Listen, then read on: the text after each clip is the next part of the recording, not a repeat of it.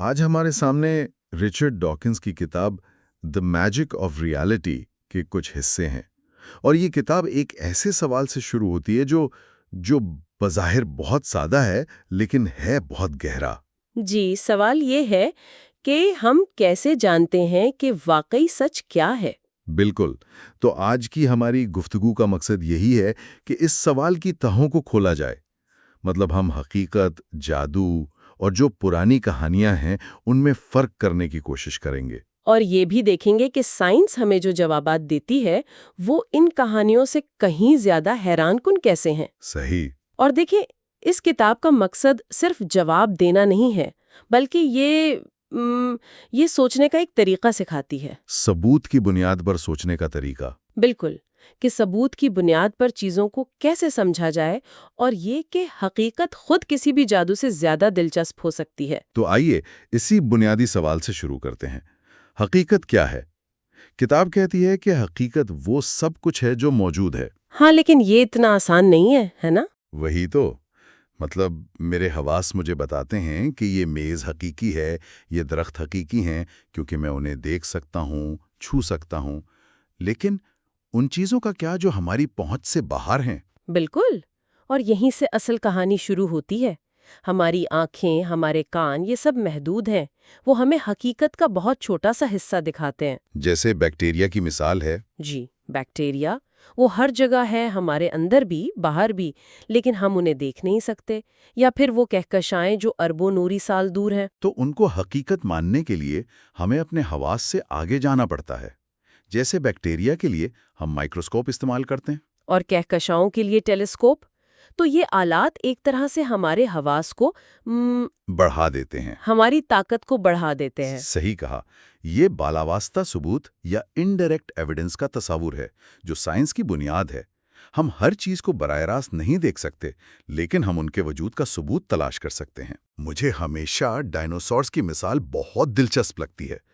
مطلب ہم میں سے کسی نے انہیں دیکھا نہیں، ان کی آواز نہیں سنی، ہاں، تو یہ چند پرانی ہڈیوں سے ہمیں اتنی مکمل کہانی کیسے پتہ چل جاتی ہے؟ یہ خود کسی جادو جیسا لگتا ہے۔ یہ بہت دلچسپ سوال ہے۔ وہ جو ہمیں ملتی ہیں وہ صرف ہڈیاں نہیں، وہ فاسلز ہوتی ہیں، اور فاسل بننے کا عمل خود ایک کہانی ہے۔ اچھا، وہ کیسے؟ سوچیں، ایک ڈائناسور لاکھوں سال پہلے مر گیا، مٹی میں دب گیا۔ وقت کے ساتھ اس کی ہڈیوں میں موجود معدنیات کی جگہ آس پاس کی مٹی کے معدنیات نے لے لی۔ اوہ، تو یہ ایک طرح سے اس جانور کی ہڈیوں کا پتھر کا ایک سانچہ بن جاتا ہے۔ بالکل، جو بالکل اسی کی شکل کا ہوتا ہے۔ لیکن اس سے یہ کیسے پتہ چلتا ہے کہ یہ لاکھوں سال پرانا ہے، نہ کہ چند ہزار سال؟ بہت اچھا سوال ہے۔ یہاں پر ریڈیو ایکٹیو ڈیٹنگ نامی ایک ٹیکنیک کام آتی ہے۔ ایسے سمجھے کہ کچھ چٹانوں میں قدرتی گھڑیاں ہوتی ہیں۔ قدرتی گھڑیاں؟ جی، ان چٹانوں میں کچھ غیر مستحکم عناصر ہوتے ہیں، جیسے یورینیم 238۔ یہ یورینیم وقت کے ساتھ ساتھ ایک مستقل رفتار سے سیسے یعنی لیڈ میں تبدیل ہوتا رہتا ہے۔ اچھا، تو ہم یہ ناپتے ہیں کہ اس چٹان میں کتنا یورینیم باقی ہے اور کتنا سیسا بن چکا ہے، اور چونکہ ہمیں اس تبدیلی کی رفتار معلوم ہے، ہم بتا سکتے ہیں کہ یہ چٹان کتنے کروڑ یا ارب سال پرانی ہے۔ واہ، یہ تو واقعی بالواسطہ ثبوت کی ایک زبردست مثال ہے۔ جی بالکل۔ تو جب ہمارے پاس یہ مائکروسکوپ اور قدرتی گھڑیاں نہیں تھیں، تب انسان ان چیزوں کی وضاحت کیسے کرتا تھا جنہیں وہ سمجھ نہیں پاتا تھا، جیسے سورج کا نکلنا یا بجلی کا کڑکنا؟ تب وہ جادو کا سہارا لیتا تھا۔ ہاں، اور کتاب اس جادو کے خیال کو بہت خوبصورتی سے 3 حصوں میں تقسیم کرتی ہے۔ پہلی قسم ہے موافق الفطرت جادو۔ جیسے پریوں کی کہانیوں والا، جہاں کدو گاڑی بن جاتا ہے؟ بالکل، یہ حقیقت کے قوانین کو توڑتا ہے۔ دوسری قسم ہے سٹیج جادو، جو شعبدہ باز دکھاتے ہیں۔ اچھا، وہ تو ہاتھ کی صفائی اور نظر کا دھوکہ ہوتا ہے۔ جی، اس کے پیچھے سائنس اور نفسیات کے اصول ہوتے ہیں۔ اور تیسری قسم، جسے کتاب شاعرانہ جادو کہتی ہے۔ شاعرانہ جادو؟ ہاں، یہ وہ حیرت اور خوبصورتی ہے جو ہمیں حقیقت کو سمجھنے سے محسوس ہوتی ہے۔ جب آپ رات کو آسمان پر لاکھوں ستارے دیکھتے ہیں اور سمجھتے ہیں کہ ہر ستارہ ایک سورج ہے، تو یہ احساس کسی بھی پریوں کی کہانی سے زیادہ گہرا ہوتا ہے۔ اور کتاب کا مرکزی نقطہ شاید یہی ہے کہ مافوق الفطری وضاحتیں جیسے یہ کسی دیوتا نے کیا، یہ دراصل کوئی وضاحت ہی نہیں ہے۔ بالکل، یہ تو بس یہ کہنے کے برابر ہے کہ اسے سمجھنے کی کوشش ہی مت کرو، یہ علم کا دروازہ بند کرنے جیسا ہے۔ جبکہ سائنس کہتی ہے کہ آؤ اس دروازے کو کھولتے ہیں۔ بالکل، سائنس کہتی ہے آؤ مل کر تلاش کرتے ہیں۔ یہ جو افسانوں کو ثبوت پر مبنی کہانیوں سے بدلنے کا خیال ہے، یہ اس وقت بہت واضح ہوتا ہے جب کتاب انسانیت کے سب سے بڑے سوالوں میں سے ایک کو اٹھاتی ہے: دنیا میں پہلا انسان کون تھا؟ ہاں، اور اس کا جواب دینے سے پہلے کتاب ہمیں دنیا بھر کی تخلیقی کہانیوں کی ایک جھلک دکھاتی ہے، جو کہ بہت دلچسپ ہیں۔ بہت دلچسپ۔ جیسے تسمانیہ کے ابوریجنل لوگوں کی ایک کہانی ہے جس میں دیوتا موئنی نے جلدی میں انسان بنائے لیکن ان کے گھٹنے بنانا بھول گئے، تو وہ بیٹھ نہیں سکتے تھے۔ یہ کتنی عجیب تفصیل ہے نا؟ یا پھر آدم اور ہوا کی مشہور کہانی ہے، یا نارس دیومالا میں جہاں دیوتاؤں نے درخت کے 2 تنوں سے پہلا مرد اور عورت بنایا۔ یہ سب کہانیاں اپنے اپنے ثقافتی پس منظر میں گہری معنویت رکھتی ہیں، لیکن یہ ایک ہی سوال کا جواب دینے کی کوشش کر رہی ہیں۔ جی، تو سائنس اس کا کیا جواب دیتی ہے؟ اور یہاں کتاب ایک ایسا دعویٰ کرتی ہے جو پہلی نظر میں بہت عجیب لگتا ہے: کوئی پہلا انسان کبھی تھا ہی نہیں۔ اس کا کیا مطلب ہے؟ یہ واقعی پہلی بار سننے میں چونکا دیتی ہے، لیکن یہ ارتقاء کے عمل کی سست رفتاری کو سمجھنے کی کلیڈ ہے۔ اچھا، کتاب اسے سمجھانے کے لیے ایک بہترین سوچ کا تجربہ پیش کرتی ہے۔ فرض کریں آپ کے پاس ایک بہت لمبی فوٹو البم ہے۔ ٹھیک ہے۔ پہلی تصویر آپ کی ہے، اس کے پیچھے آپ کے والد کی، پھر آپ کے دادا کی، اور آپ اسی طرح لاکھوں کروڑوں نسلوں پیچھے چلتے جائیں۔ ٹھیک ہے، یہ ایک بہت بہت لمبی قطار ہوگی۔ اب دیکھیں، آپ اپنے والد سے تھوڑے مختلف ہیں لیکن بہت زیادہ نہیں۔ اس قطار میں کوئی بھی 2 ساتھ والی تصاویر میں کوئی بڑا فرق نہیں ہوگا۔ صحیح۔ لیکن اگر آپ اس قطار کی پہلی تصویر یعنی اپنی تصویر کا موازنہ 10 لاکھویں تصویر سے کریں گے تو فرق زمین آسمان کا ہوگا۔ تو وہ بالکل مختلف نظر آئے گا۔ بالکل مختلف۔ آپ کو شاید وہ کوئی اور ہی مخلوق لگے۔ اور کتاب میں جو مثال دی گئی ہے وہ تو ذہن کو ہلا کر رکھ دیتی ہے کہ آپ کے 18.5 ملین نسلوں پہلے کے پردادا ایک مچھلی تھے۔ بالکل، اور یہ تبدیلی اتنی آہستہ ہوئی کہ کوئی ایک ایسی نسل نہیں آئی جہاں آپ انگلی رکھ کر کہہ سکیں کہ یہاں تک غیر انسان تھے اور اس بچے کے پیدا ہوتے ہی انسان شروع ہو گئے۔ یہ ناممکن ہے۔ ناممکن ہے۔ اس کی ایک اور مثال یہ ہے کہ ایک بچہ کب نوجوان بنتا ہے؟ کیا کوئی خاص دن ہوتا ہے؟ نہیں، کوئی ایک دن نہیں ہوتا، یہ تو ایک بتدریج عمل ہے۔ بالکل۔ اسی طرح آپ کے 50,000 نسلوں پہلے کے پردادا ہومو ایریکٹس تھے جو ہم سے مختلف تھے، لیکن ان کے والدین ان سے بہت ملتے جلتے تھے۔ یہ تبدیلی لاکھوں سالوں پر پھیلی ہوئی ہے۔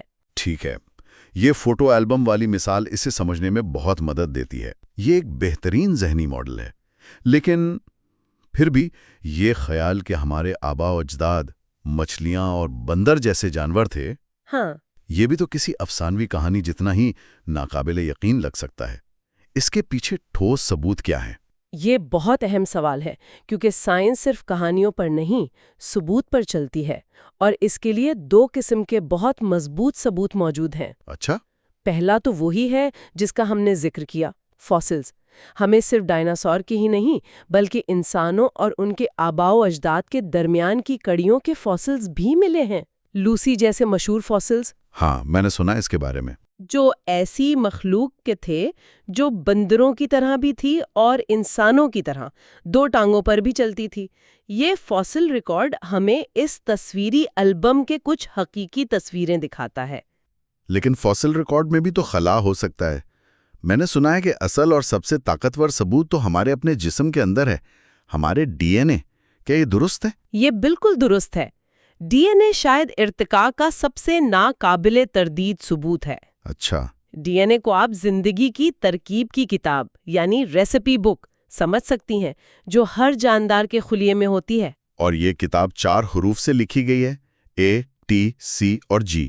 بالکل، اور ان حروف کی ترتیب ہی یہ طے کرتی ہے کہ کوئی جاندار کیسا ہوگا۔ تو ہم کیا کرتے ہیں؟ ہم مختلف انواع کے ڈی این اے کی ترتیب کا موازنہ کرتے ہیں۔ یعنی ہم مختلف کتابوں کو ایک ساتھ رکھ کر پڑھتے ہیں۔ جی، جتنی 2 انواع کے ڈی این اے کتابیں ایک دوسرے سے ملتی جلتی ہوں گے اتنا ہی ان کا رشتہ قریبی ہوگا۔ کتاب میں FOXP2 جین کی بہت اچھی مثال ہے۔ یہ زبان اور بولنے کی صلاحیت سے منسلک ہے، صحیح؟ جی، انسانوں اور ہمارے قریب ترین رشتہ دار چمپانزیوں کے FOXP2 جین میں بہت ہی معمولی فرق ہے۔ اچھا، تو یہ ایسا ہے جیسے دو کتابوں کے ایک ہی باب میں صرف چند الفاظ کا فرق ہو۔ بالکل۔